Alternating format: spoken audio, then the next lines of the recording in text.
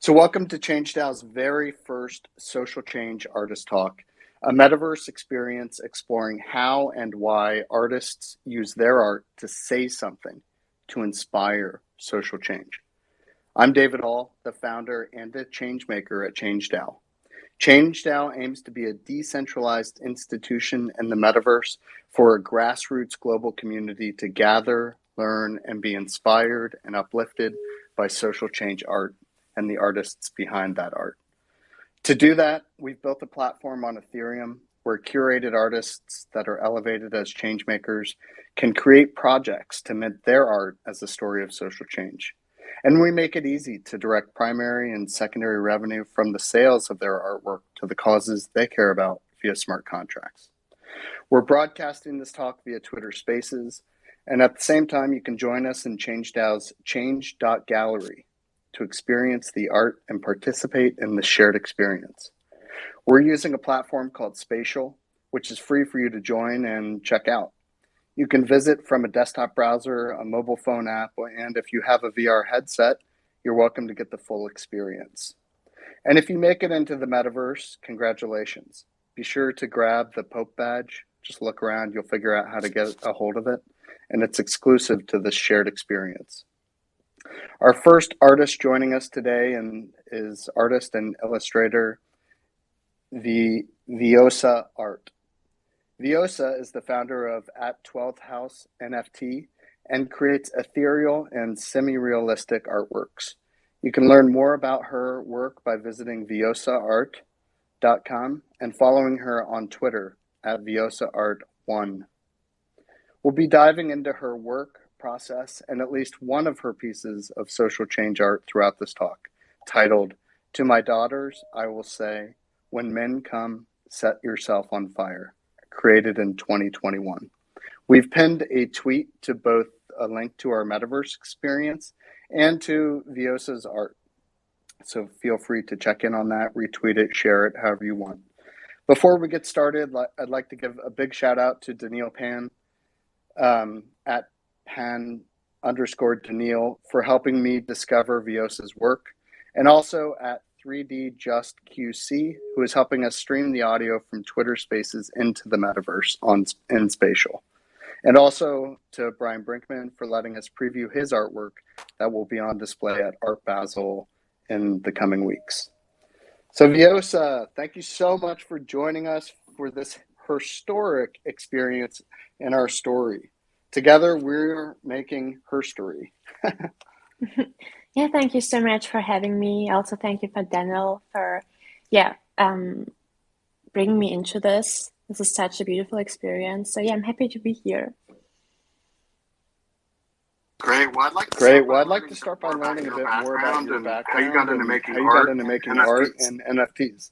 Yes, sir. I'm 21 years old. I'm currently studying communication design, and I started art, I think, 1.5 years ago. So I always liked to draw, but I took it like seriously. I think when COVID started, because like I guess most of all us kind of had more time to draw and to just make something like art. So I kind of made Instagram and started digital art, and then someone reached out to me through Instagram. It's Max Waldinger, known as Talos on Twitter and Instagram, and he told me about NFTs.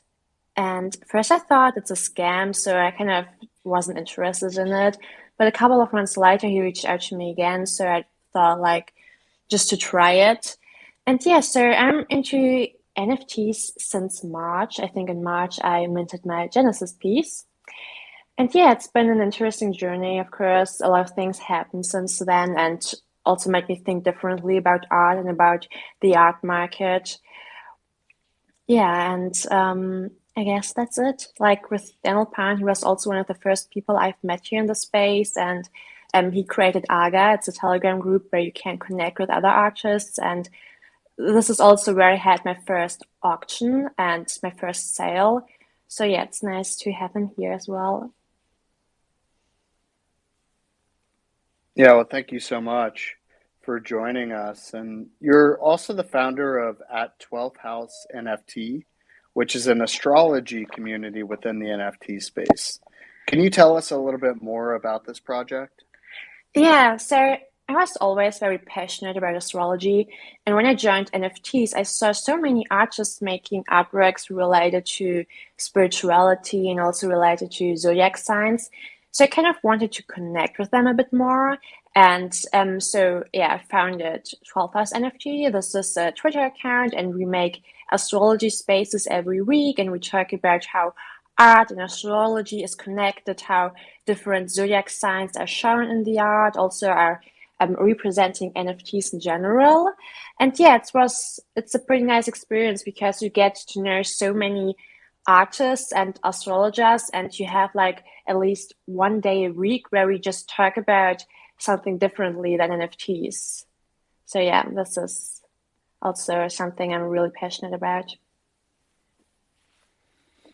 Would it be appropriate to ask your zodiac and what that means to you? Yeah, so I'm a Pisces, but actually you are not only your sun sign. So when you are born in March, like I am, you're Pisces or an Aries, but this is only your sun sign. So you have also other placements in your horoscope, like your moon sign, your Venus sign, your Mars, etc.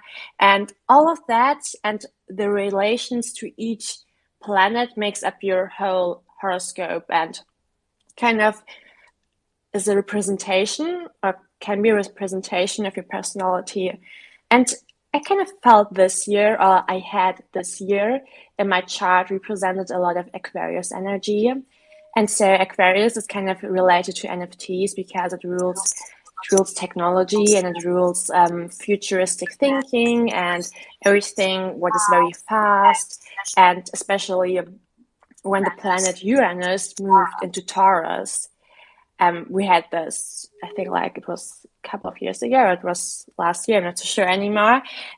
We had like a huge shift when it came to NFTs because Taurus rules the material world and it rules materialistic things. And when Uranus moved into Taurus, actually NFTs had a bigger hype. So we kind of all are experiencing currently Aquarius energy.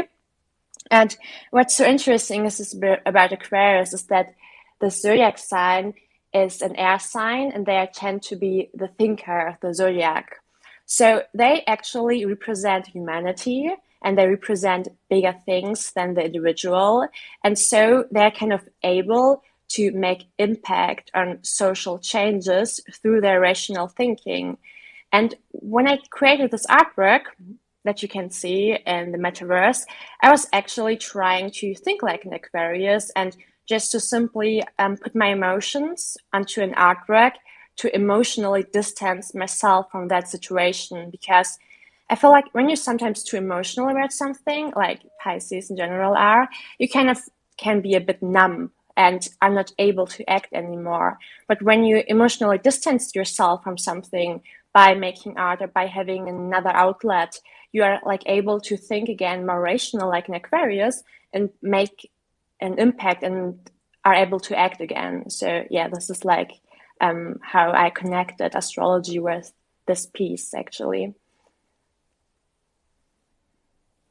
I love hearing that. I'm actually relatively familiar with astrology. I have my natal birth chart and I've had it read a few times and I've been Oh. very blown away. Um, I'm an Aries with a Scorpio moon rising, which once people Ooh. find that out, they're like, "Oh, now it makes so much sense," because people sort of think that I have all that performer energy, but it's all, it's my moon sign is that Scorpio, which is going very deep into the emotionals side of things and the storytelling. So it kind of helps. It really helped me understand, like, oh, that makes sense. Yeah, I love Scorpio. It's a very beautiful sign.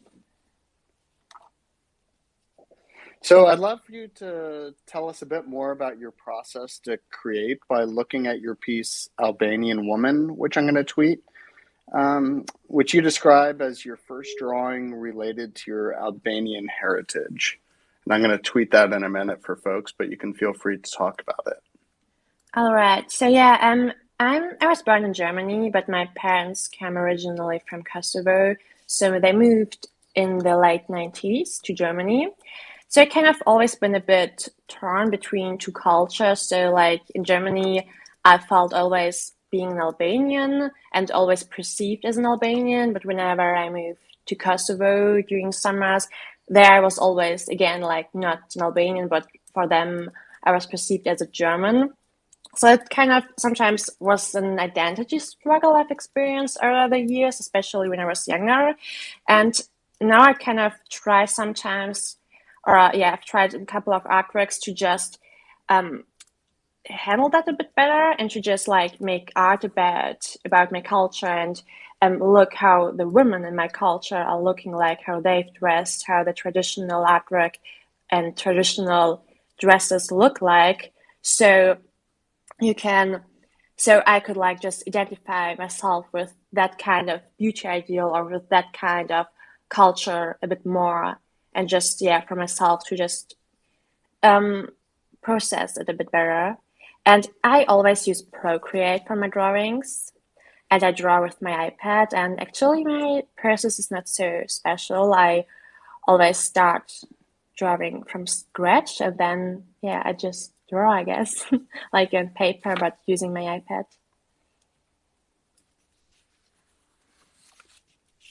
And I've just shared a link to that artwork, Albanian Woman, if you want to take a look at that. It's kind of interesting to do all of this toggling. I guess we haven't gotten the metaverse perfect, or even Twitter Spaces, right, where I can't actually even do a lot of these things unless I'm doing it from my phone. But we're going to make it. Yeah, so here in the metaverse, and I've pinned this tweet, we're looking at your extraordinary social change artwork. To my daughters, I will say, When Men Come, Set Yourself on Fire, created in 2021. Could you tell us why you felt the need to make this piece? Yeah, thank you. First, when I made this piece, it was actually the summer when the US armies withdrawn from Afghanistan, and so did the German ones. And I was at that time currently in Kosovo, and so what some people maybe not know is that Kosovo itself experienced a genocide in the late 90s. So what the topics of war and, having to flee and like being afraid because of your ethnicity or of your nationality are kind of familiar to me, not because I've personally experienced that, but because I come from a family which experienced that. So I kind of felt during that time very touched by seeing what is happening in Afghanistan, and I wanted to simply express my feelings through a drawing. And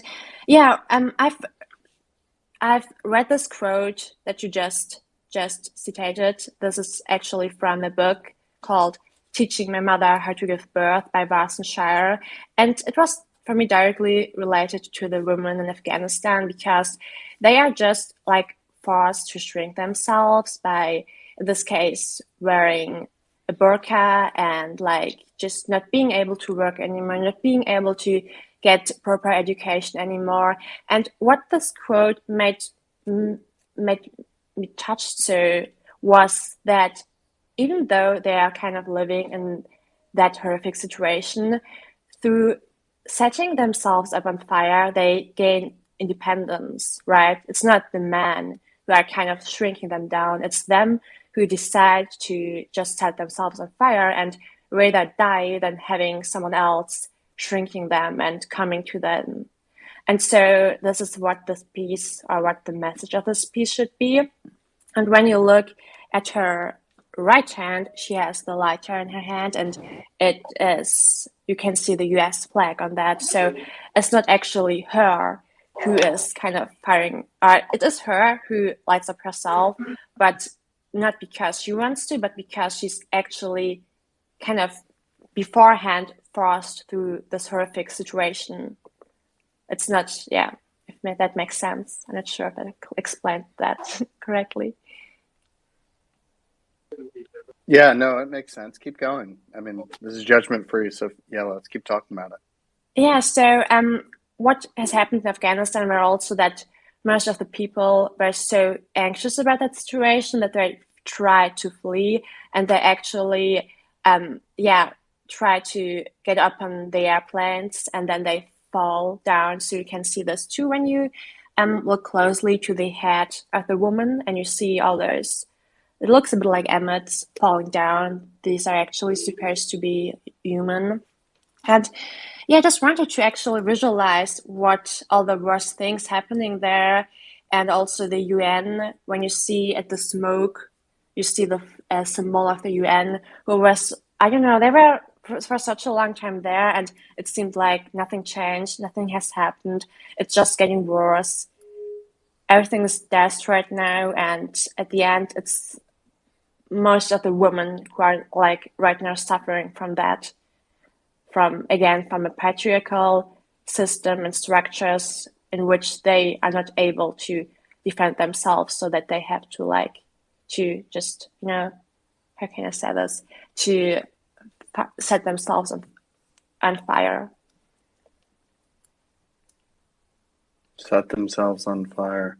Yeah, there's a tremendous amount of detail here that I didn't even pick up on, and I've spent a lot of time looking at this, like the UN symbol.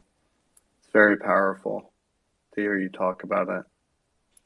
Thank you. Wow. Yeah, it's tremendous.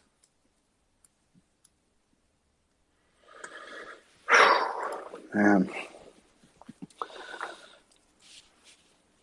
So why don't we pause there, and if anyone has a question about this artwork, feel free to raise your hands. Also, let me do another shout out if you want to join us in the metaverse experience. We've pinned a tweet where you can join us, or just go to your browser and type change.gallery, and hopefully that should open up for you to join us in here.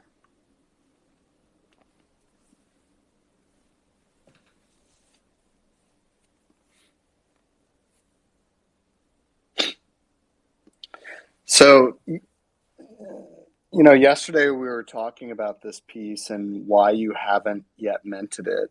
And now hearing you talk about it, I'm just realizing how much effort, time, energy, truth, love, this was just one of these really powerful pieces. And yet you haven't made it an NFT, right? It's not anchored to the blockchain. It's not for sale at this moment, so to speak.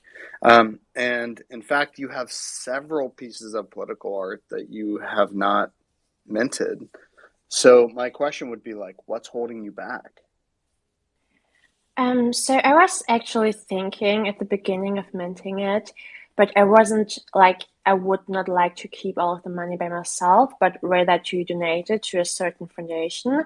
But I think for me, it was kind of hard to first choose a foundation, to know where to spend the money, but also in Germany, we have such a bad bureaucracy. So when it comes to donating, you have to, I don't know, taxes are differently, and you have to make some specific things. And I'm such a noob when it comes to that. So I was a bit afraid of that. And yeah, also I thought it would kind of clash my other artwork. So I was like, okay, maybe it would not fit to them as well. But yeah, so those were, I think, the main reasons. And at the end, it didn't meant to gain money through that. I wanted actually to just put it outside because I felt like doing it. And yeah, I think those are the main reason. I guess having a platform where everything is about politics and making social change and just putting it there to mint, I would feel more comfortable doing that than minting it at my own or on the other platforms on which I have also my other artworks. But at the same time, I find it a bit hard because I barely see people minting their political artworks as an NFT. I was doing a collectible collaboration with other artists for the Palestine issue, and we've minted that and we donated, but I just remember that it was a bit complicated about cashing out, about finding the right donation, do they accept crypto? Do they not? So everything was just made more complicated. That's why I decided to not mint them yet. Brian, I'd love to invite you to speak if you would about this topic and how you see that showing up in the art space as well with NFT artists. Yeah, no, I think, well, one, this piece is beautiful, and I loved hearing more about it and kind of diving into the details. There's also something really fascinating about all, like, kind of the light of the piece that comes from, flames and all this. Usually you see light as a positive thing, but in this piece, it really kind of is igniting the piece through all these horrific acts. And I thought that was a really fascinating composition you built. In terms of artists using the space, I think we've seen it used a lot, but it's been kind of this grassroots effort most of the time, and so we're only starting to talk about how we can organize as a community to kind of raise awareness and raise funds for all these different causes and things we believe in. So what you're looking for, I think, is something a lot of artists are looking for right now, which is kind of a way to do it in a way that maximizes the exposure for what you're trying to raise awareness around.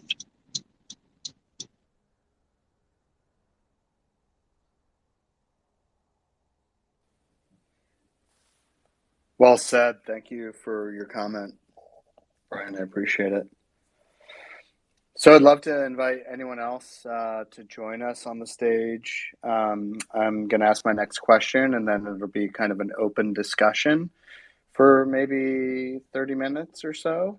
We'll go until 1 o'clock Pacific time, or if you're in Europe, in Germany, that would be 10 p.m. So getting a little bit late. So hopefully, Vjosa, you'll be able to stick around for a few more minutes to hear from some folks. So my last question would be, what can our community do to better meet the needs of artists creating social change art? So first of all, the main issue I see in this community is that a lot of people are gaslighting the problems of marginalized groups, whether it's women, whether it's the LGBTQ plus community or BPRC people. And when they complain about certain issues, they often get marginalized. And the other problem I see is that simply the structures we are experiencing right now are already racist and sexist. So most of the big collectors here, they often are often not only the collectors but big names. You see them often being actually representing the stereotypical white old man from the US who is not really interested into supporting marginalized groups. So I think simply by acknowledging the problems we have in this community, where we have already enough problems, we should make the first step. And when it comes now to global change, to issues that are not only based in the NFT community, I think simply by making more spaces, raising awareness through what we are doing right now, creating what the hen community did with the Afghan woman organization, something like this, just simply to make it easier for artists to make an impact through their art. This is what, so I think that's how I would think about that. Well, thank you for sharing those comments. Yeah, actually, it was the Hiket Nunk community organizing around Afghan women. Marcelo Soria is one of the artists that I love, and I interviewed him for a Twitter view, and really one of the pieces that caught my eye. He's a Spanish-based artist, generative artist, and one of the pieces that I collected of his, he was donating the proceeds to the Afghan women, really the grassroots organizing that was going on in him around that issue. I love seeing that, right? That's really the behavior that our team at ChangeDAO is really paying attention to and trying to learn from, and really just trying to meet those needs on our platform.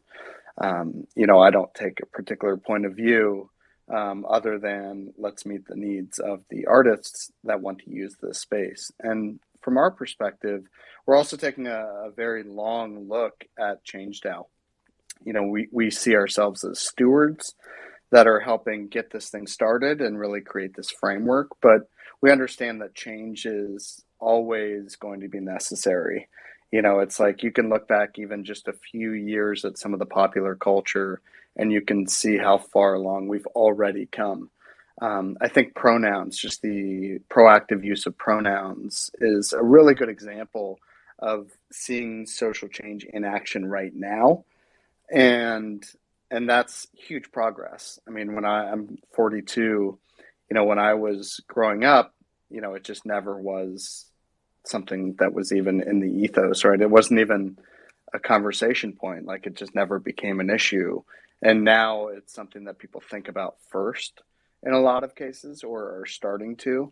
And that's something that has really opened my eyes, right? And helped me sort of see, wow, this is like change in action, and it's really cool.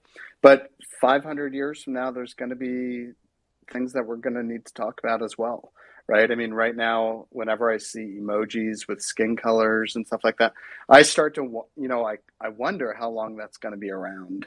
I don't know and maybe that's just because I'm a white male with white skin, and I sort of see that a lot of like the skin color and stuff like that. But it's something I think about. Little stuff like that, or emojis. The emojis are always changing to try to meet the needs of folks that are using it as well. So yeah, I think that we're just getting started in so many ways.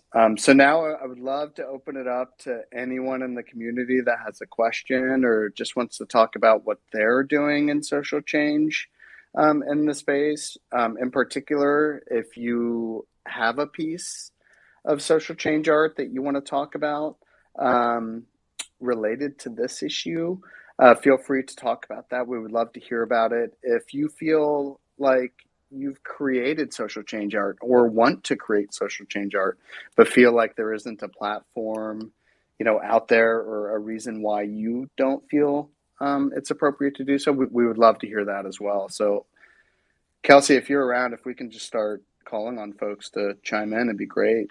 Or just to talk to Vjosa, right? That's also totally Yeah. cool.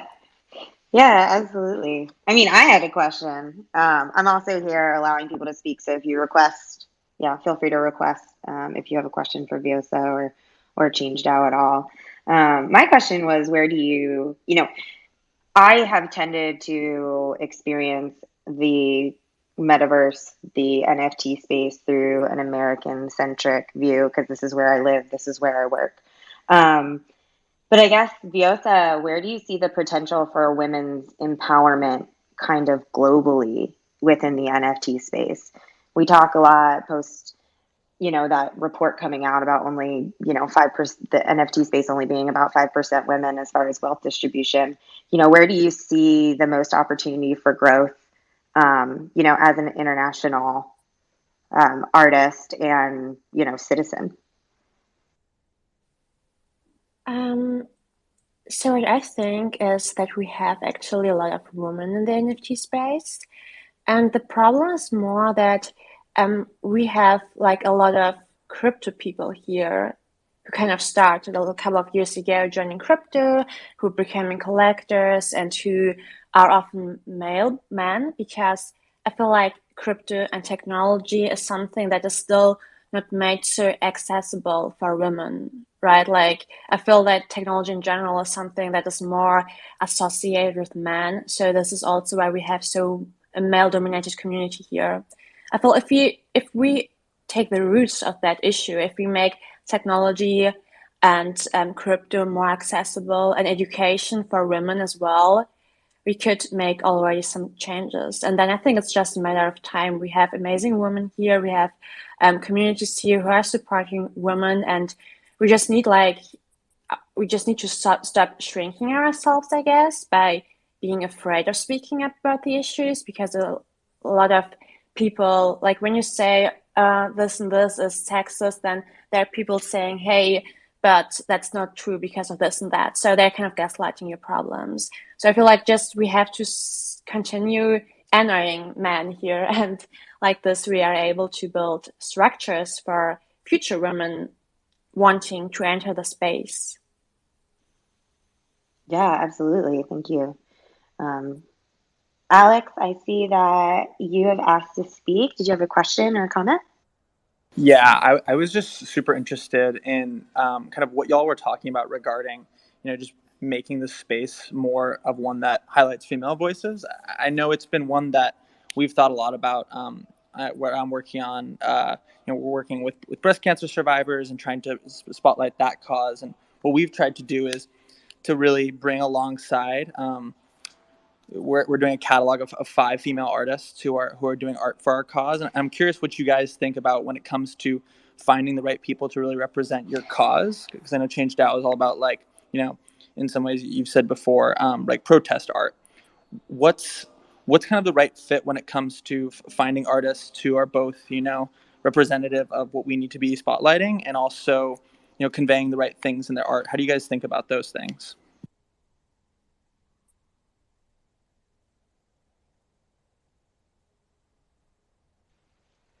Brian, David, did you have something you wanted to add here? Because this is a lot about how we're curating our artists. I mean, I'll go from my point of view. We really want to be stewards of this space and create the blank canvas so that the artists can come and the community itself can curate what is important, right?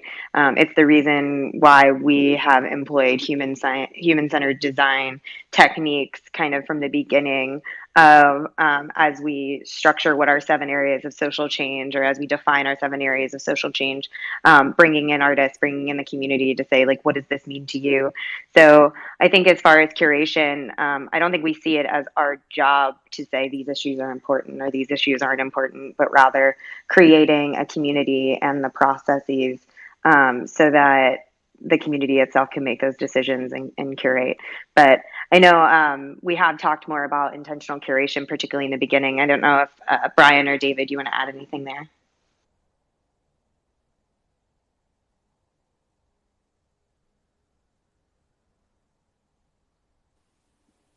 No, I think what you said is perfect. I would just add that, we've really aligned our areas of change, our areas of social change, to the blockchain for social incubator, blockchain for social impact incubator, and sort of the 7 areas that they're focused on. But, we didn't know what the issues are within that, right? And so we believe this is just, a canvas where people can step up and say, I believe that, like Dolphin DAO, I think, is a great example of like wanting to help address sort of like some marine aquatic life issues. And he's kind of like, I don't really know where this issue fits in. A similar one would be animals, like with Coldy when he talked about kitty bungalows. Maybe it didn't exactly fit into one of the social change categories, and yet there's still room. So I think it's more about us just holding the space for folks, particularly for change makers, to step into and fill with what they have to say, and us just supporting that, whatever that is. And as long as it's sort of within the framework that we've outlined, and creating some very broad boundaries of where we wouldn't want to go.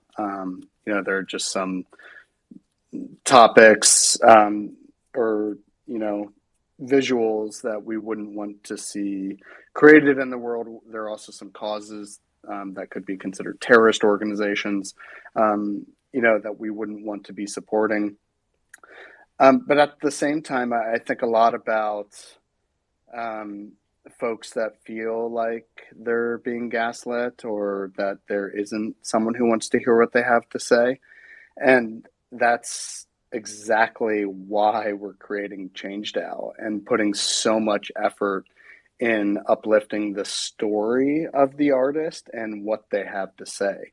And the beauty of creating safe spaces in the metaverse and in Twitter Spaces is that folks can drop into these areas to hear about new things that they've never thought that they might be interested in, or because it's not a part of their experience, and really help be educated, right? To just be educated about what that perspective is and learn more from the folks who are living it, right, and who are expressing what it feels like to be thinking about that issue. And so social change art is decidedly not objective. It does not intend to be the front page of a newspaper that claims to be objective. Social change art is coming from a very clear place, a very truthful, honest point of view, and expressing that through a visual or sort of any sort of art form, which I think, of course, will change over time as well. So video games, VR, really all of that are ways that we can step into someone else's shoes, and we want to support that. And whatever we can do to support, if there are change makers, if there are artists on this space right now or in spatial that have a question or want to hear about it, want to just see if what they're working on is a good fit. I mean, we would love to have that conversation and help elevate and support and really be a team, right, behind these artists. And I think that's our goal. Yeah, I guess I would just add, we're also trying to empower artists to find their and bring along their own causes too. Like, we're not in the business of like matchmaking in that capacity of which artist goes with which project, but rather creating the safe space for an artist to create as they want and put their message into the community and choose how much of their profits, et cetera, go to specific causes that they believe in. But it's really about being stewards of the space rather than kind of picking or winners and losers or matchmaking in that capacity. Yeah, that makes a lot of sense. I really think ChangeDAO is like the one place right now that's kind of thinking about how to create just an open space, open canvas for like any artist to come in and do like what you said. That term stuck in my head so much, like protest art, and I'm just really excited to see that happen more and more. Like, I mean, what we're looking at today is exactly that, and it's just the start, really. Yeah. Smith has their hand up. Go ahead. Hey, good afternoon, at least on the East Coast in the U.S. I just wanted to make a comment or two and maybe encourage some discussion. First of all, David, I appreciate the words you put a few times around the tenet of the conversation in general, to create a forum for freedom of expression, but not at the expense of others. And I think that's very important to be foundational as everybody moves forward in this space, regardless of your projects. I tend to look at these types of opportunities as ones that are fantastic and exciting. And I think, Kelsey, your comments about having a blank canvas is so important and so true, because I look at all of these opportunities, and this is just my analytical corporate brain, but these are all startups in my prism of life. And as startups get started, there's so much restrictions typically placed on these types of ventures so early on that you can have a tendency to turn so many away. And I think it's very important as the group moves forward to just put that principled stake in the ground and not waver. I see too many projects that start out and then follow the next shiny object. And so I applaud you all for being principled and being open. And I hope you will carry that forward and come back to that. I think too many groups, startups, projects, artists tend to pin themselves down without realizing it. And it's unfortunate because the expression you're trying to express may actually touch millions and millions of people. But a tweet here, a word there, a change in direction here or there really can change the entire perception of a brand and what you're doing. So kudos to you, David and Kelsey and others, for making that early commitment. I'd also like to say that for the artist, and I am the furthest away from the creative side, I can assure you, of anyone in this room. That said, I want to go back to a comment earlier about the realities of the split that we see currently within the NFT/crypto space regarding what society views as the gender breakdown between the 95 and the 5. And what I will tell you is that I have found out that there is much more of the 95 that are willing to do things in anonymity than anyone realizes. And it's not for us to choose whether they're doxxed or whether they're undoxxed. It's not for us to choose whether they are public facing or not public facing. But I would challenge everyone to know the value and power that the 95 can ultimately give to the 5. And we have to figure out how to do that, how to bridge that gap. It's about education. It's about inclusion. It's about understanding. And I will tell you, in all candor, I'm publicly doxxed, so I'm good to say. I speak for myself in these spaces as an individual. I know too many people that want to get in the space and or support things and just are not prepared yet for the potential impact on themselves and or their brand and or their image. It's just a reality. And one of the things that I would like to see in the space in general is for more bridge building and more education, so that others that can truly make a substantial contribution can understand how and where they fit and what, as an example, ChangeDAO is trying to do. So 2 cents, only mine, probably worth less. I just wanted to add that, and I commend you for what you're trying to get accomplished. Thank you. Definitely appreciate that that feedback and that perspective. Thank you for sharing. Blue Moon, you had also asked for speaking privileges. Did you want to share anything? Yeah, hi. Hi, Vjosa. Thank you so much for coming and talking to us about your art. And if I may say, Pershendetje.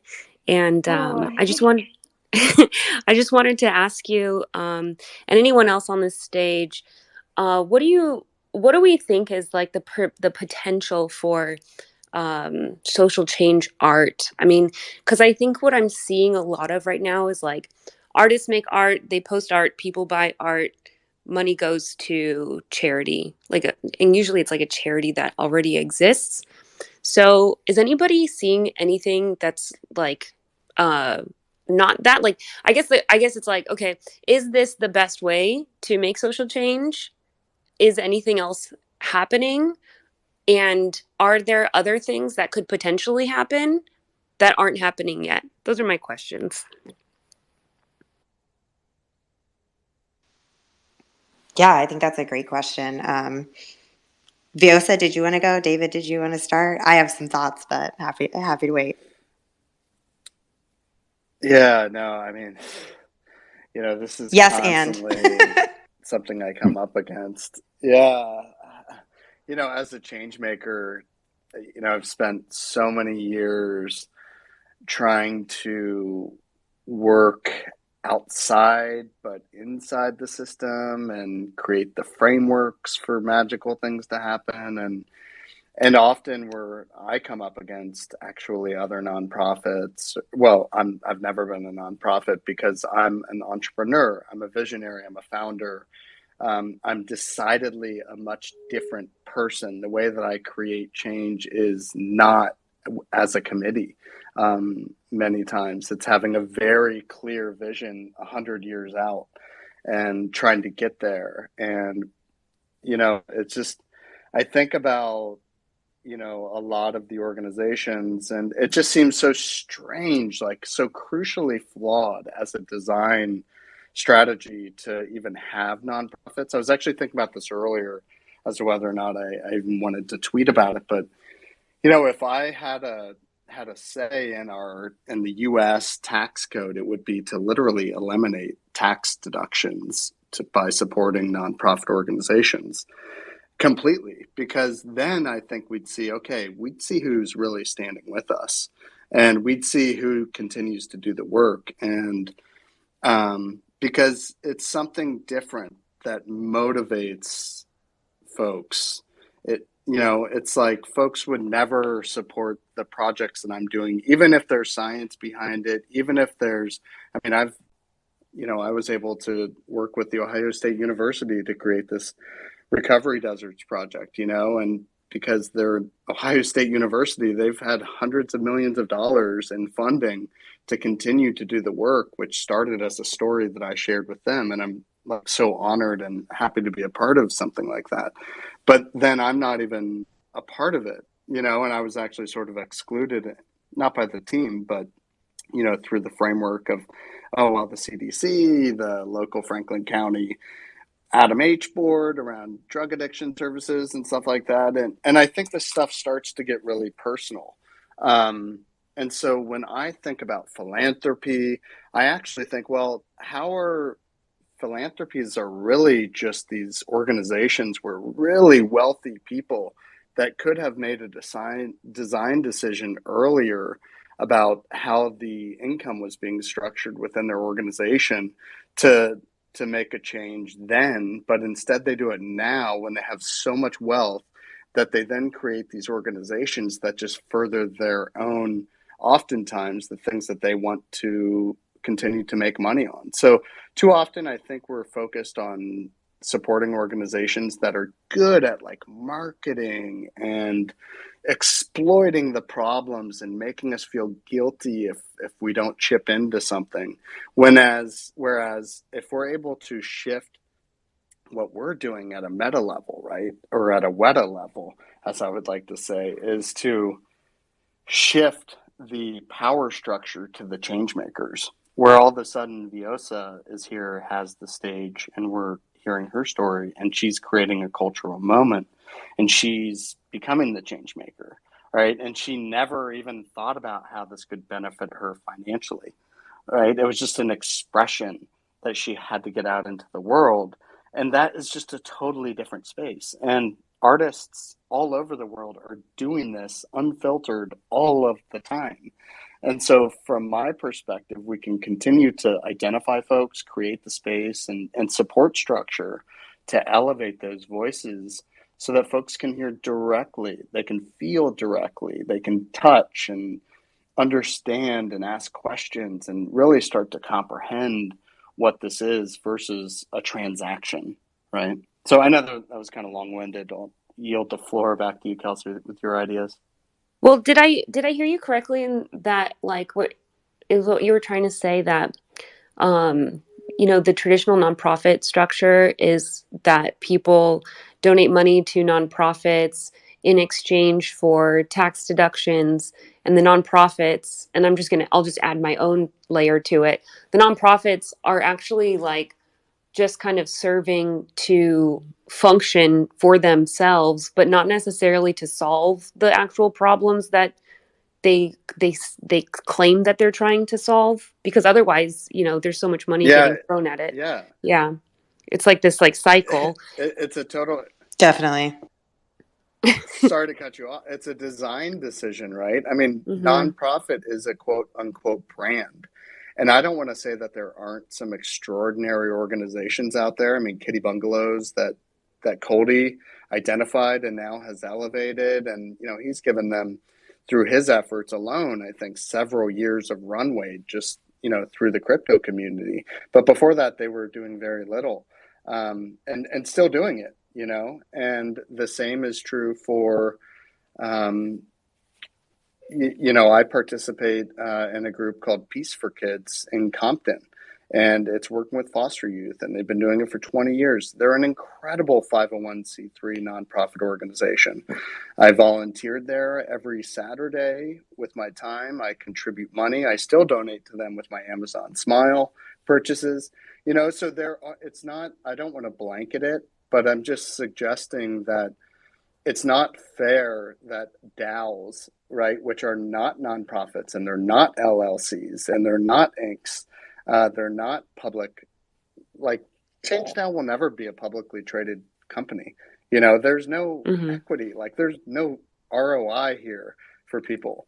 So if you're getting involved with ChangeDAO and if you're minting our art, it will not be a tax deductible donation. I just want to be absolutely clear. I mean, you may be able to sort that out with your accountant, but we're going to be crystal clear that the art is the asset and it has intrinsic and permanent value in the secondary marketplace, which means it's just like any other NFT from our perspective. Yeah, it seems like there's two aspects to it. There's the art, and the art has a message that is being communicated to a wider audience. And then there's the money that's, donations. And then I guess there's a third aspect, which is the community that, people can come together around one topic and then potentially, make moves in whatever way, makes sense for that particular group. But I'm just kind of wondering, what is the potential for the group? I mean, it's like the aspect of decentralization itself is kind of like, whoa, there's so much potential, and what can we do with it, And we don't even know yet because we haven't even gotten that close. Oh, yeah. And I think I just want to add that I think that's the beauty of DAOs right now, right? Like if we're talking about living our values, if we're talking about collecting money and allocating resources differently, that's what we're trying to do in and of itself. The art and resources going towards empowering change makers that traditional markets do not empower right now. Yeah. Christina, did you want to respond to that? Yeah, I was just going to call on you. Sorry. Hi, fam. How we all doing? Yeah, I think I just needed, I just wanted to respond in the sense, the way that I look at it is kind of like when you're new in your dating journey or far along, depending on where it is. And it's like, someone's like, what are you looking for? What are you looking for? And constantly it's like, I don't know what I'm looking for, but I know what I don't want in somebody. And when I look at the traditional philanthropic structure and the way that that's set up as a hierarchy and the way that there's this top down authority that essentially disincentivize every single charitable organization to, one, actually solve any problems, and two, actually incentivize the smartest people in the world to work there by fairly compensating them. It's like, we know what all the problems are. We don't necessarily know what the solutions are, but at least we have this new structure in place that can acknowledge what those problems were. And then we can work towards, not necessarily what the solutions of all those things are, but what is a framework that, if nothing else, allows for continuous recurring revenue. if nothing else, because I think that's like the biggest challenge of all of this. It's why volunteerism is so big, and it's why all of these organizations are consistently strapped for cash. It's why they can't collaborate, because in fact they're actually competing for the same resources as every other organization within the structure. So yeah, I just wanted to build on that. In that it can be overwhelming thinking about like, but what is the answer? And I think as long as we keep in mind, like, we don't know the answer, but at least we're at this moment in time where we don't necessarily need to know the answer. We kind of just need to know what were the problems that were in the previous structure and how could we work towards addressing those in the future. I think that helps me to think about it anyways. Yeah, thank you for sharing. I definitely agree. And we have a hand up. Go ahead. Yeah, no, Blue, I think your question is spot on. And Christina, I could not have said it better. I think to David's answer about philanthropics, the realities, and I just want to be clear, it's probably a very U.S.-centric point of view. But the reality is the choices that David speaks about that should have been made 50, 100, 200 years ago weren't, right? And there was no infrastructure to allow that type or this type, this conversation to prosper and to move forward. And so, Blue, to your point, is it about where, how do we make something different? How do we move? How do we have a dynamic and truly long-lasting paradigm shift within the community to allow us to not think of nonprofits the way we traditionally do? Or to your other point, how do we make an impact?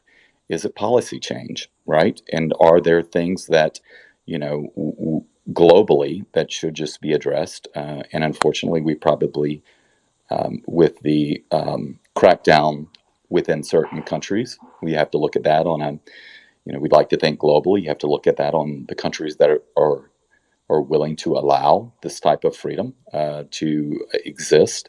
But at the end of the day, this is not it's not a sprint, right? I mean, and I think I encourage everyone to think about, someone used the term 100 years. That is not far-fetched, okay? Because just think about, and this is such an overly generic term within the space, but there seems to be this idea that fiat to DeFi and to whatever else may occur, because we don't know. This space changes so fast. It just seems to be token words without a lot of meaning behind them. And so I'm not sure who or when or where, but there will be someone that perhaps will create that infrastructure that allows for things to happen. And as much as we don't always refer to the giving back and or experiences, the money and the distribution and how that goes is so critical. The question is, how can we control it versus others? And I think that is yet to be answered, but very intriguing and very worthwhile to continue to think about.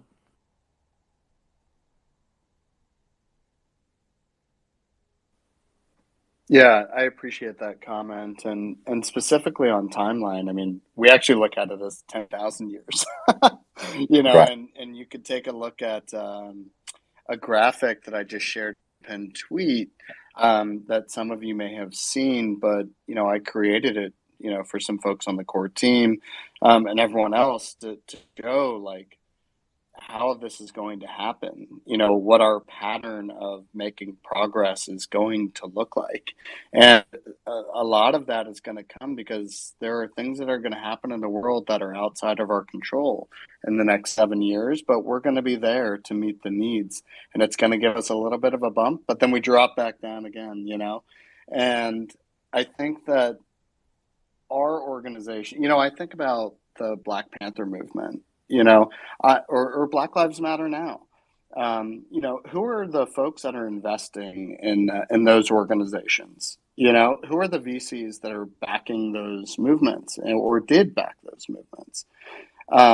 Because they're not social capital investors, because I met a bunch of those people and they're looking for the same thing that any other investor is looking for, which is an ROI. And there's nothing wrong with sort of the venture capital world and what that is. But when you're creating a movement, when your goals are pure, where the intentions are not to actually make billions of dollars and then try to figure out later how that billions of dollars can be tax free and you can live this extraordinary lifestyle. And when those are not your goals, when you're not seeking prestige, there's a reason why a lot of the movements are leaderless, because a lot of those leaders get killed when they do step up to lead. And so I don't know. This is just such an important, crucial conversation, and to be sharing it with all of you is amazing. And to have leaders like Vjosa sharing this artwork, if it weren't for Daniil sharing this piece with me on a DM, because I was sort of seeking if anyone had seen art of folks reacting to what I had read recently in the New York Times around the Syria bombings and killing a lot of civilians. Where is that art? Who are the artists creating that art? How can we elevate it? How can we hear the stories of what's happening from their perspectives? And so that's, just a part of it. Thank you so much. I just wanted to add something to the question we had earlier. I think it was from Blue Moon. So first, thank you so much for the questions. I also think that we are kind of very early when it comes to collaborations, because we have right now in the space a lot of developers, we have artists, we have collectors. But I think like in the future, we will have even more people who are maybe like interested into design, who are like interested into collaborating more and more with artists, designers, and developers to make like projects that are like differently from I would say like simple art collaborations. So I think there's like a lot of potential to even think more wider and think about different projects than like making a platform to share art. I feel like there's a lot of potential in the future as well. And Vjosa, I would be remiss if I did not say your art is absolutely beautiful. And I am one of those that sometimes needs the artist to explain the impact and their personal story, because I am challenged to see through the eyes and lens of others. And I appreciate so much you doing that. I'm going to have to drop off, but David and Kelsey and others, I'm going to do my research and better understand the intent. And I look forward to seeing you on future spaces and wish you the absolute best. Thank you so much. Thank you so much for joining.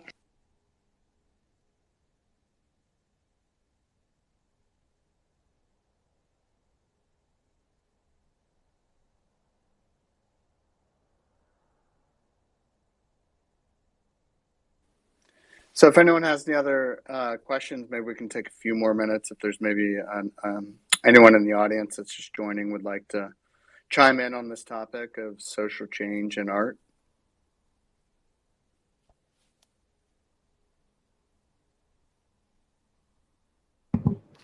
Hi. I'm not sure. Can you hear me? Dr. Banner. Perhaps.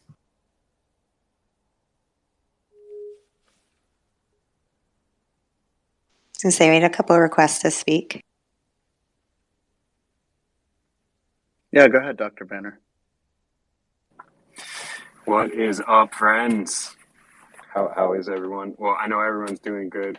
David, thank you for hosting the space. What's up, Christina and Peter and Brian and Blue Moon and all the friends here that are, putting in the time to bring focus onto these. And so I think I just wanted to bring up one little interesting point about the impact of social impact art, right? And I think it's that thing that exists so deeply within the creative that it makes you feel, right? And that feeling makes you stop. And that is where we have the most power in that creative nature, is getting people to stop for a moment and say, wow, I feel a certain way about this. I don't know what that way is, maybe.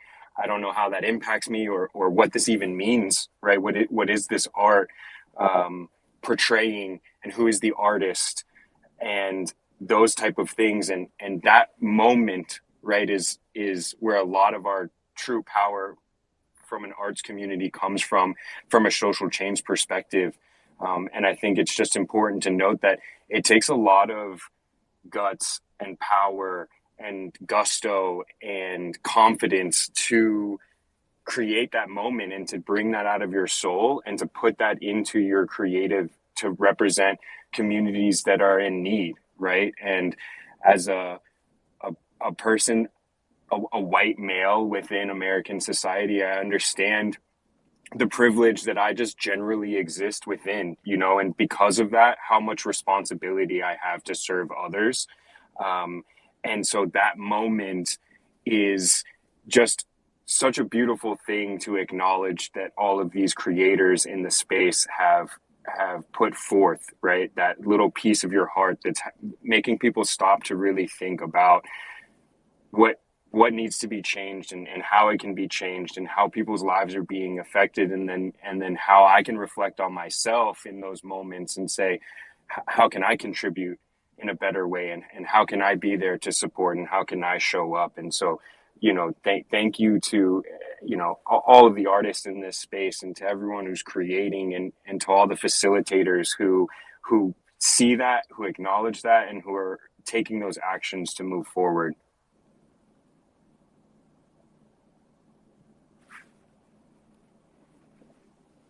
Thank you for sharing.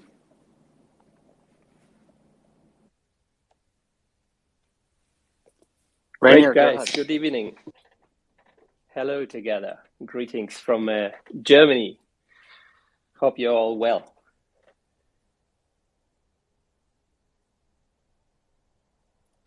Great. Okay, so yeah, go ahead. Yeah, I do. It was really a pleasure to listen to all these very good thoughts here in the space. I really love it, and I was just wanted to ask for maybe support and connections for a project that I'm working on at the very moment. So I'm from the I'm in the online industry since the early 2000s, and had 2 startups so far. And now for about 1 year, I'm working on a project which I'm calling, or we are calling 8Drop. And it's about NFTs, and we are cooperating with huge NGOs, or bigger NGOs. I heard that there are some critical meanings about these, but that's the best way that we see it at the moment. The overall idea is that we are creating 17 very unique NFTs, and these are based on the United Nations SDGs. I'm sure you all know the Sustainable Development Goals defined by the United Nations. So the idea is we're having these ultra rare and unique NFTs, and we have one big organization that kind of chooses one of the SDGs, and then together with the organization, we create an NFT in the form of a kind of a trading card, and this trading card shows a situation where help is really needed. So the first 8Drop, which we are going to release, is 8Drop number 1. Obviously, it is based on the SDG number 1, no poverty. And the organization behind that is, it's called SOS Children's Village. It's very popular in Europe. I don't know if it's that popular in the US also, but here it's very popular. And this organization is building children to support, villages to support children in need. And now the idea is to cooperate with an artist that kind of gives his art and his style to this NFT, who shapes the NFT so that every of these 17 NFTs is unique and has a unique style. And actually, you are one of the first persons in the world I'm talking about the idea. So maybe you could check out the website and give me feedback of what you think. And I'm looking for artists that are interested in partnering and designing and shaping one of these 17 NFTs. So what we are doing is we are talking to the NGOs. We're having a couple of NGOs already under contract. The second one is Amnesty International. I'm sure that is more known in the US also, or worldwide. And well, there are others to follow, I hope. We're doing this all for non-profit at all, so just for idealistic reasons. And we hope that this is a way to raise money for important projects. So maybe you can just check the website and maybe contact me if you're interested in partnering up and helping us designing and shaping these NFTs. That would be so great. Thank you for your time, and sorry for my English. Yeah, Please do not apologize for your English. It was great. So feel free to drop into our Discord, ChangeDAO Discord, and you can share that in one of the channels and sort of seek out some folks there to give you some feedback. Just to clarify, I know that I sometimes use language that can seem extreme, or we're not anti-nonprofit. It's more like a yes and. We're not dividers, we're unifiers, and we're just noticing that there are a lot of other organizations and really methods that people are approaching challenges, very local challenges, like the little tiny pantries, I think is such a great example of people in Seattle trying to help, give people what they need just through their own neighborhoods, right? People need toiletries and stuff like that through the COVID situation. So what we're doing is shifting the curation aspect away from, if a very large philanthropy, like, I live here in Amazon, or Seattle, pretty much the same thing, but I live in Seattle. If the Bill and Melinda Gates Foundation came knocking on our door and said, hey, ChangeDAO, we want you to do this and find the artist to raise money for this. And, I would actually say to them, like, no, thanks, that's not the way that we operate. Like if you want to find artists that are change makers that, care enough about your cause and, want to be the change makers and, create their work for you. It's just kind of like shifting, right? Because we have DAOs, and I think the UN sustainability SDGs, the sustainability development goals. I mean, I looked at every single one because I've already been working on so many of them already. It feels like zero poverty is, something that I started to work on, but I started to work on it through Civic Hacks, through this LLC that I created that was a no profit, that literally had no way of making money, never even could accept quote quote donations, because who would donate to a for quote quote no profit or a for-profit entity? You know what I mean? So there's just a lot of, I think, confusion around how can I make the most of a change in the world with my own creative knowledge, with my own skill sets, with my design skills, with my artwork. What is the best way to do that? And I think that with ChangeDAO, for example, like Coldy stepped up, with the kitty bungalows. And like when he told that story, I was like, man, this is amazing. I mean, I have dogs, but I was like, wow, the work that they're doing in LA around stray cats, and wow, I feel like I'm a cat too, and I think that is the shift that's happening, is that the culture makers, the artists, the change makers are now in a place where they're they have the ability to curate and point to the organizations that are actually doing something, and the change makers are willing to put their own name on the line with that, and that level of trust has never happened before.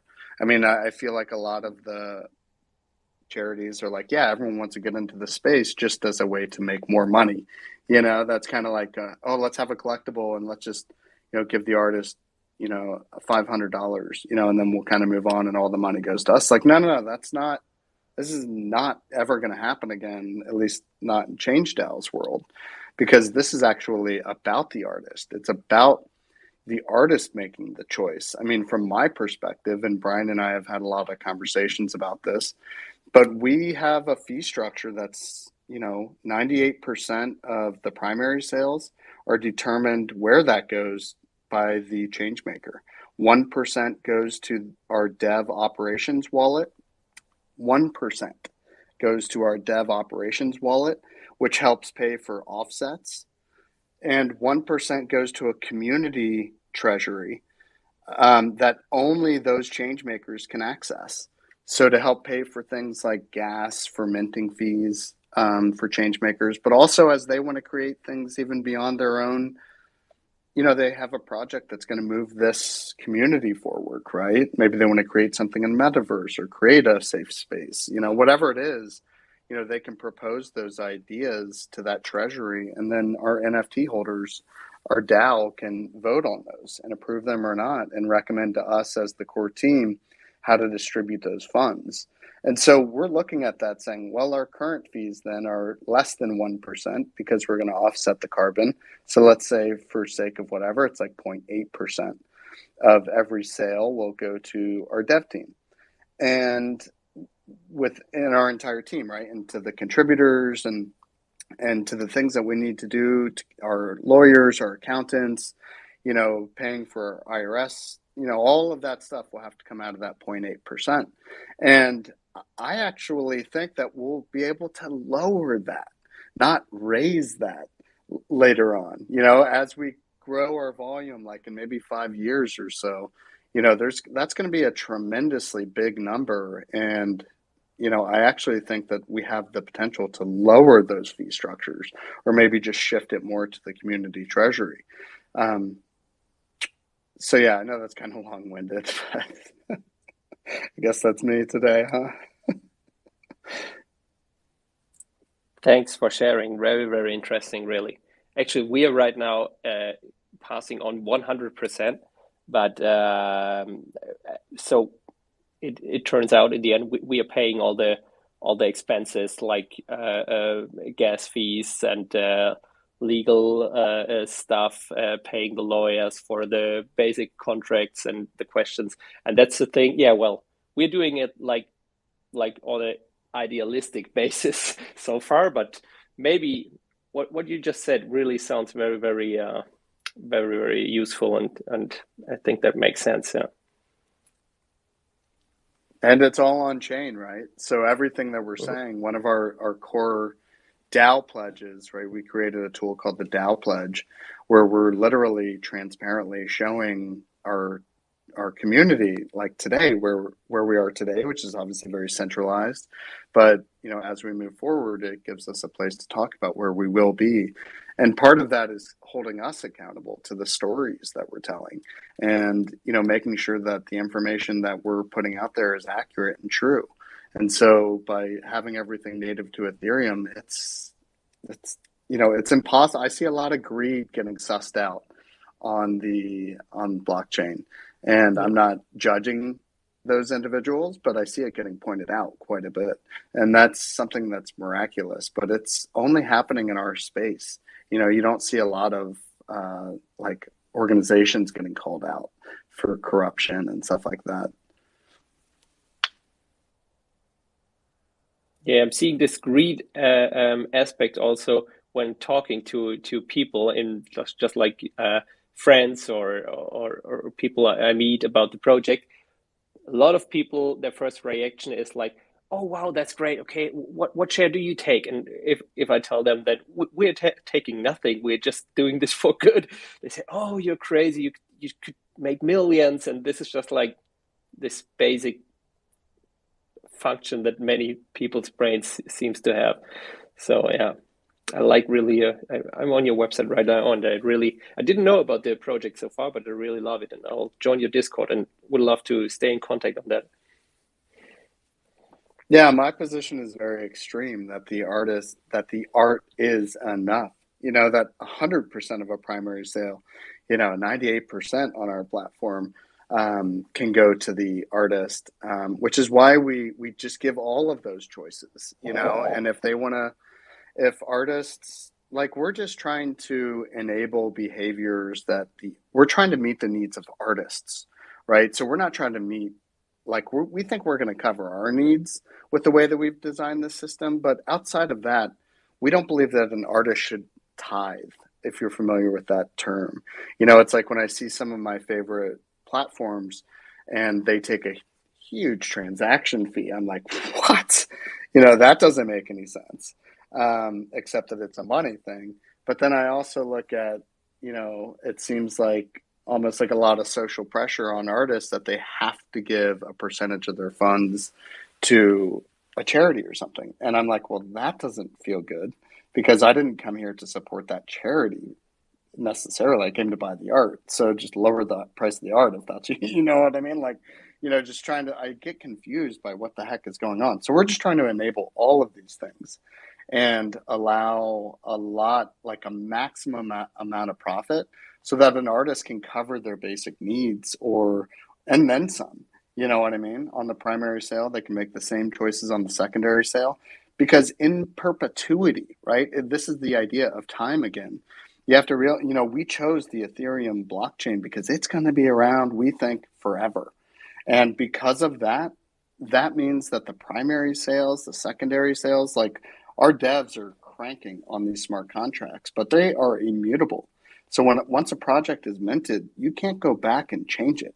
So when people buy a piece of art, forever, that art will be split to whatever on-chain organizations and wallets that change maker chooses. But the same is true with secondary royalties.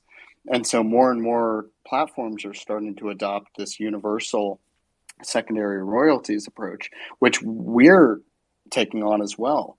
We're getting some advice from the folks that helped design the smart contracts, and we're implementing those so that the artists have those same choices on the secondary sales. Brian, I don't know if you want to add anything to this, but I know you have a lot of thoughts around this topic. Or Vjosa, go ahead. Yeah, I just wanted to say that I often feel like people expect from artists whenever something happens or whenever they make an artwork considering politics or considering something like bringing awareness to an issue that they have to donate, even though it's often artists that are kind of struggling with money. So I really like that you're like emphasizing the fact that as an artist you can make political artwork without donating anything, just simple for the for other people to emphasize with that topic. So yeah, that's pretty cool.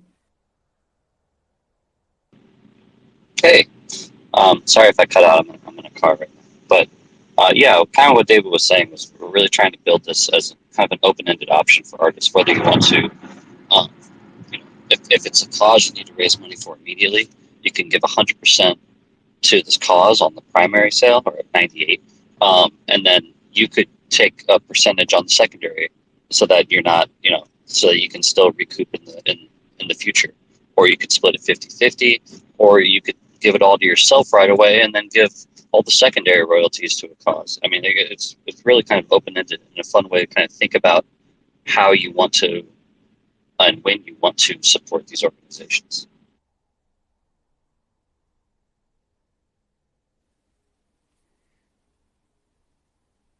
Cool. So K had his hand up, or had their hand up.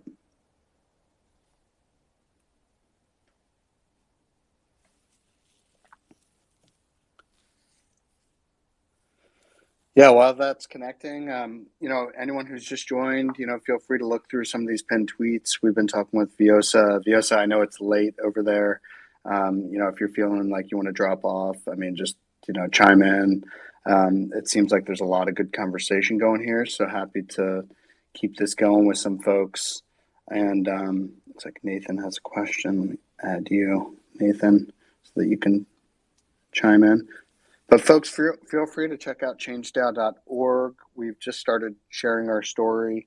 And really, we're communicating at this stage to change makers. There's nothing to mint right now. So we're actually just we've created a grassroots video contest campaign, and we're not seeking identities or anything like that. But feel free to make a short video, any way you want. Just we're interested in the message, because as you can see here, we're interested to elevate these stories. And then after we mint our Genesis piece, it'll help us demonstrate, because half of the proceeds will then be in that community treasury.eth Gnosis wallet, which means that those 7 change makers potentially could submit a proposal for that funding, and the people that actually hold that Genesis NFT that they purchased on Mint would vote on those proposals, which means that we can immediately demonstrate how our DAO works.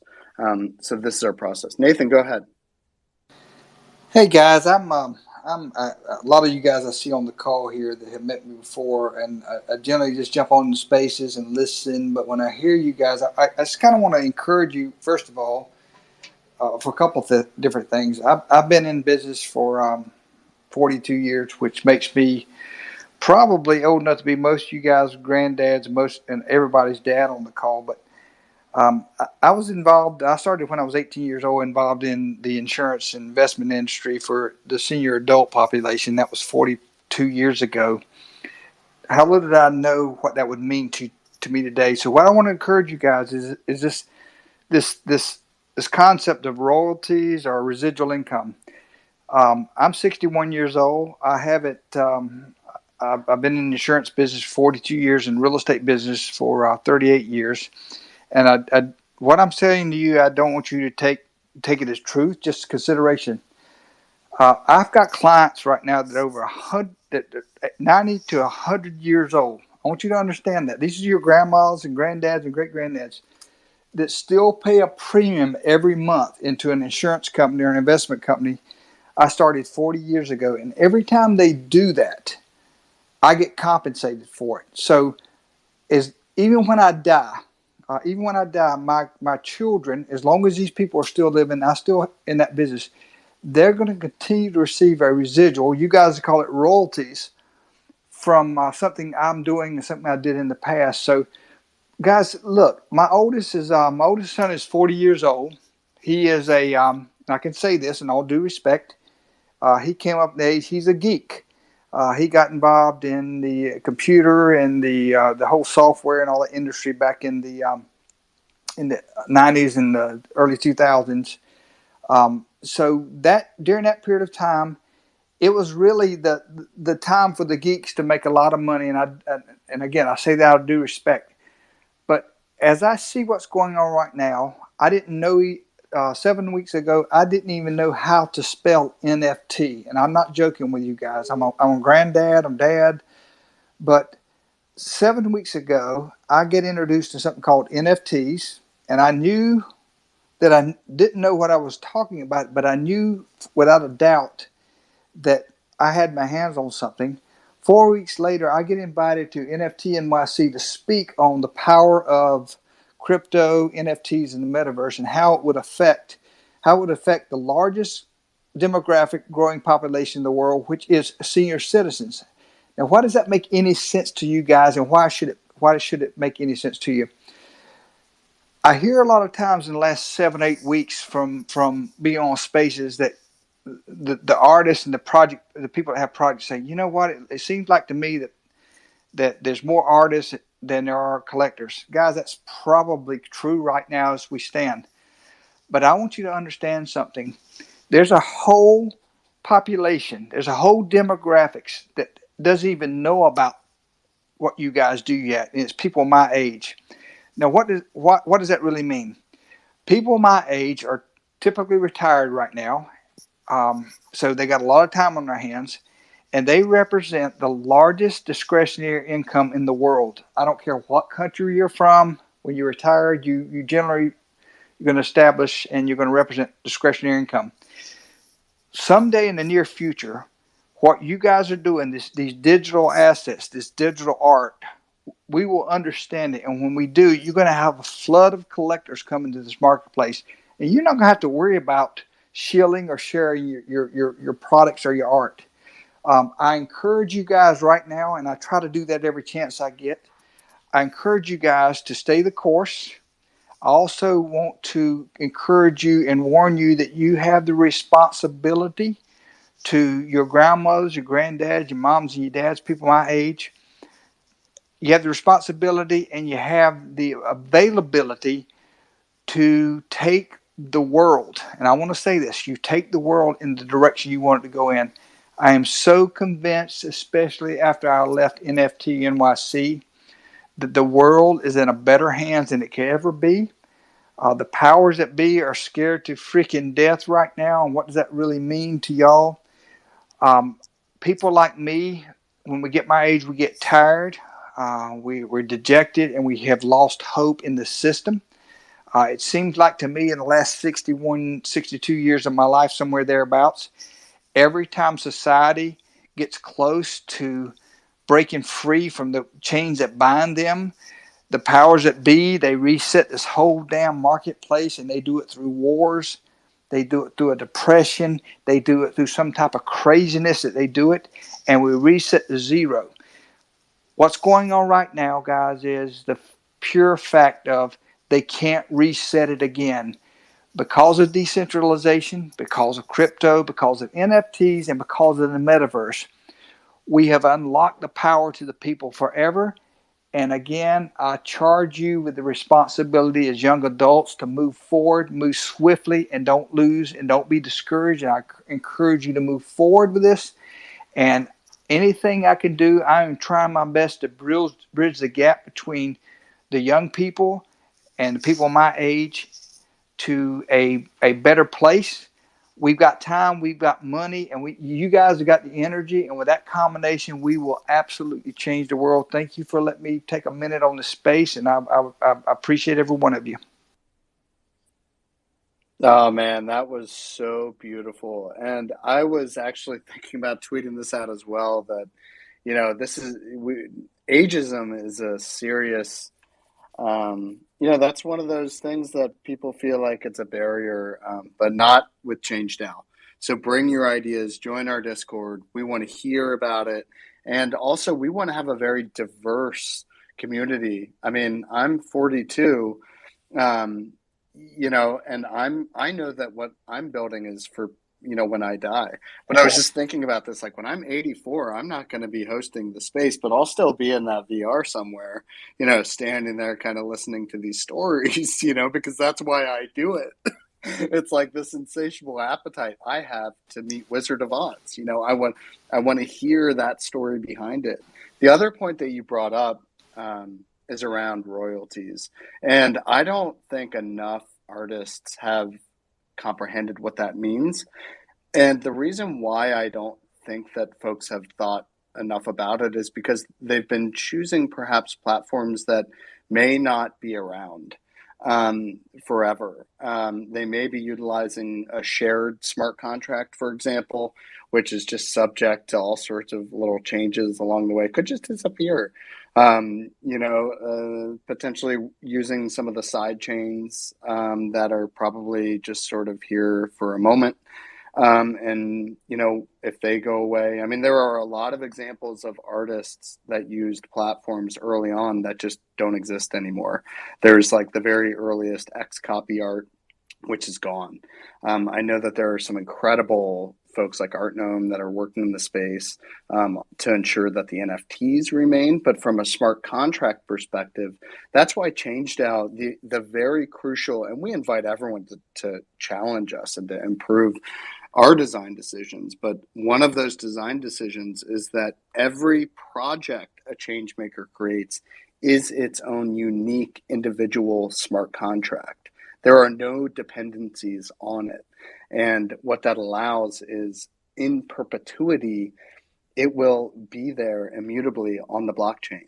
And now that we're utilizing the secondary royalty option, that will create that, Coldy calls it what Granddaddy Coldy, great grandpappy Coldy, his artwork and creating generational wealth. And generational wealth is possible now. It's possible for you to hand down this wallet that is forever filled with money from art that was created long ago. And this is part of the ChangeDAO, how we know that 1% is enough. It's 1% on the primary, 1% on the secondary. We know that's going to be enough because, number one, once we get the volume, it's great. But also, these projects keep going, right? People will resell them.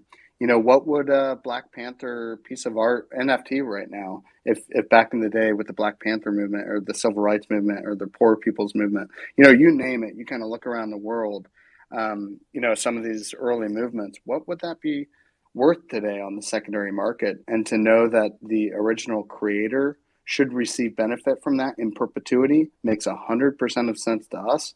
And then us as the platform, you know, being a participant and helping make that all possible, right? And ensuring that it is happening, and being that support team behind it. So, yeah, really dive into thinking about those questions before you are minting your art, I would suggest. David, man. So there was another question I saw a hand. Real quickly, guys. Sorry, go ahead. No, guys. Listen, I want you to understand something real quickly here.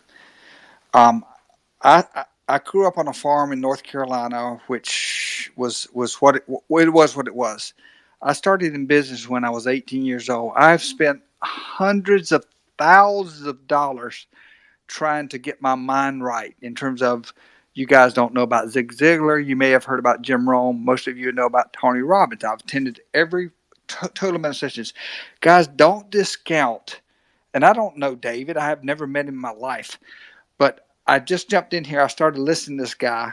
The wisdom that these guys are giving you for free, I have had to pay thousands of dollars for. So don't discount what you got your hands on right now, guys. Please. These spaces that you're in right now, they're giving away information for free that has never been done. And real quickly, I want you, what you just said, David, just quick thought in my mind. 2017, I was given basically a death sentence. I was told I had 6 months to live because of cancer. Obviously, I'm still around today. But let me tell you guys right now, and David, you got parents and you got grandparents. The older they get and they face death, here's what goes through their mind. They don't really give a damn about the money they made. They don't care about a whole lot of stuff. What they care about is, if they really are honest with themselves and you, they want to know, as I did in 2017, did my life make a difference? What value did I bring to humanity? So when I saw 7 weeks ago, when I saw smart contracts, when I saw NFT, I saw a way that I could forever memorialize my mother, my grandmother, my granddad, which I love to death, and they're all gone now. This is an opportunity. I want y'all to think right now. Y'all have the opportunity right now that forever, as David said, to live forever and ever. Amen. And that's really when you come to the close of your life, that's what you think about. So, guys, don't discount a couple things. Don't discount the value that these guys are offering to you for free. I know sometimes free sounds, the value is what you get. I've been on spaces for 8 weeks. When I went to New York and attended and spoke up there, I was blown away with these young people and their knowledge. So really, I want to kind of be that bridge of gap between wealth, time, energy, and young people. And guys, if we'll move forward together, I promise you right now, people my age want to help you. There are artists out there right now that have art and they've seen it. They've got projects in their minds and their brains, and they will help you. And why would they help you? They will help you because they see themselves in you. And as you move forward, don't discount what you got. I charge you guys with the responsibility. Shame on you if you guys don't take advantage of what you got your hands on right now. And I'm going to step down. And David, thank you for letting me have a minute up here, brother. I appreciate it.